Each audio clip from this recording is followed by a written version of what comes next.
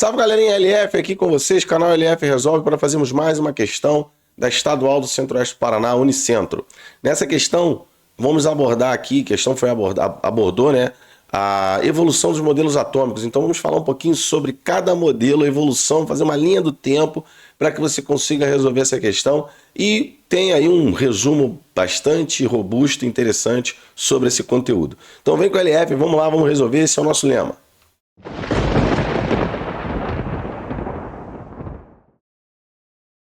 Fala galerinha, nós temos aí a questão envolvendo a evolução dos modelos atômicos.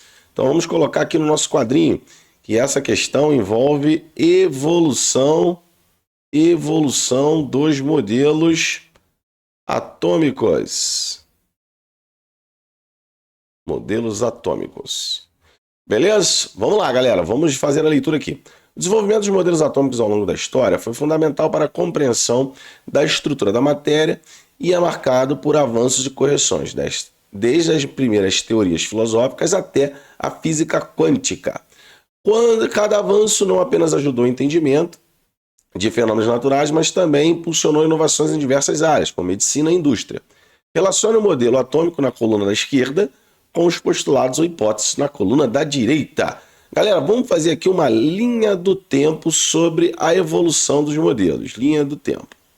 A ideia de átomo ela surge lá em 400 anos antes de Cristo, com as hipóteses, né, dos filósofos, dizendo que a matéria ela é formada por uma partícula, né, e essa partícula ela é indivisível. Então, o que eles pensavam? Filosoficamente, ou seja, não tinha nada experimentalmente para ser comprovado, eles pensavam assim, se eu pegar a matéria, dividir ela à metade, pegar a metade, dividir a metade e fazer diversas divisões na metade, a gente vai chegar num ponto onde não há mais como dividir.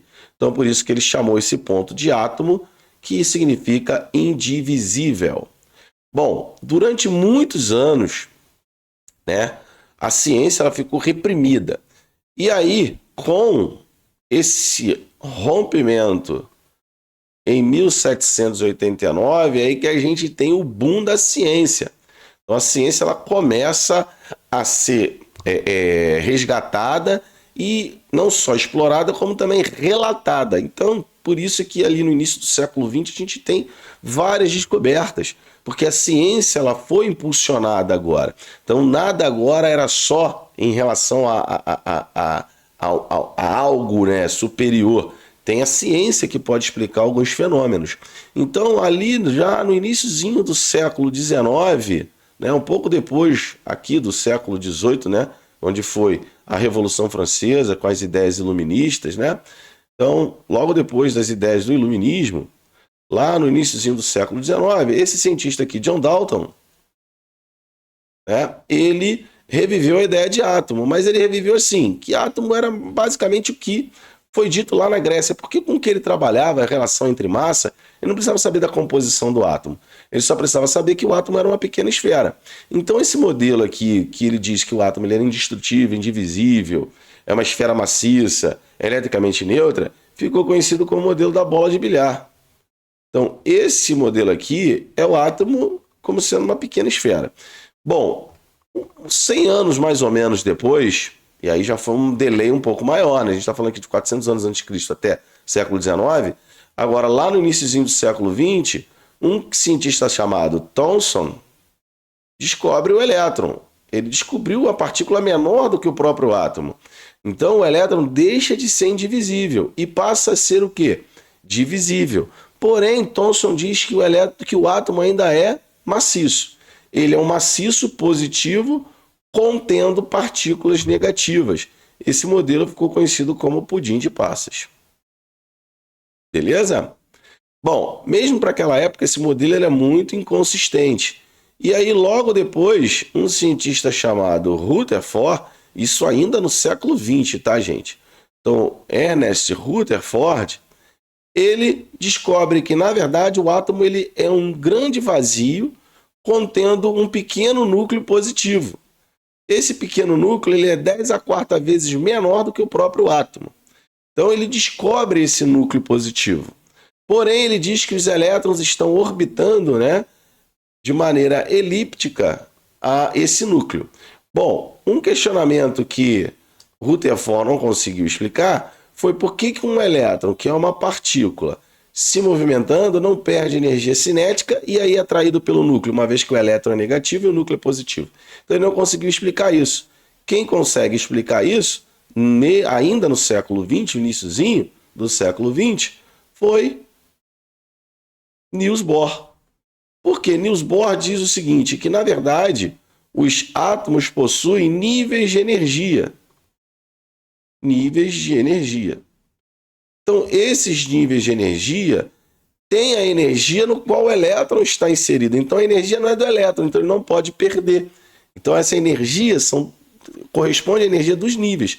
E ela é crescente na direção do núcleo para fora do átomo. Então, o último nível de energia, né, que corresponde lá ao último, né, em relação ao primeiro no núcleo, segundo, terceiro, são 7, né, que ele diz, ó, 1, 2, 3, 4, 5, 6, 7. O sétimo nível tem mais energia do que todos, tá? Então, aqui ele diz que são órbitas circulares contendo uma energia exata, que é o que a gente chama de quantum.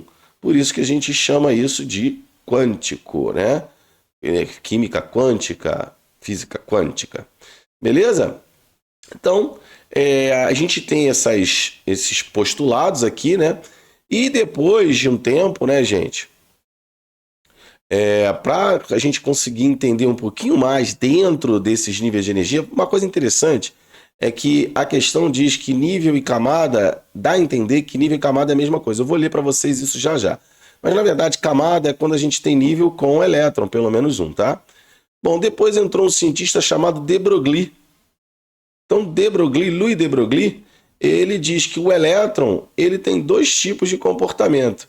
Ele pode ser em momentos considerado partícula, em outros momentos considerado onda. Aí entra Schrödinger para descobrir os orbitais, enfim, vai evoluindo, tá, gente? E a gente chega no modelo que a gente tem atualmente. Bom, vamos lá fazer as correlações. Ele diz assim, todas as substâncias são formadas por partículas pequenas indivisíveis chamadas átomos. Quem disse isso? John Dalton. Então a gente vai pegar aqui, para Dalton, ó, 3, a gente vai botar A. O átomo é composto por um núcleo central positivo pequeno. Opa, Rutherford. Então, 4B.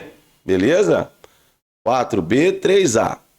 Bom, aí a gente tem aqui, ó, na letra C, o átomo é uma esfera uniforme de carga positiva, ou seja, é maciço positivo, onde estão os elétrons de carga negativa. É quem disse isso? Thomson. Então, 2C. Bom, os elétrons movem-se ao redor do núcleo em órbitas circulares fixas chamadas de níveis ou camadas quando tem elétron, tá? Então, todos os elétrons, todos os átomos têm 7 níveis, mas nem todo tem 7 camadas. Porque, por exemplo, o hidrogênio tem um elétron e se um elétron ocupa o primeiro nível. Então, ele tem uma camada. Beleza? Essa é a ideia. Mas, enfim, sem problema, a gente vai colocar isso aqui como um D. É Niels Bohr. Então, o modelo mecânico quântico é o modelo no qual a gente diz que o elétron não pode ocupar, a gente não pode, né? O elétron, desculpa, ele tem posições exatas, não pode ser determinadas, então porque eles são considerados também ondas. Então a gente vai botar aqui, ó, o E5.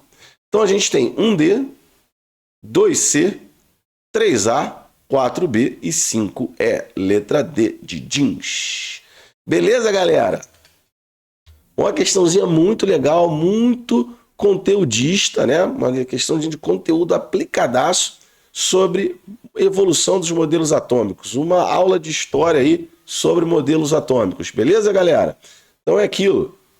A LF não resolve apenas as questões, ele mostra para você o conteúdo. Show de bola? Vamos para a próxima questão? Vem resolver. Vamos nessa.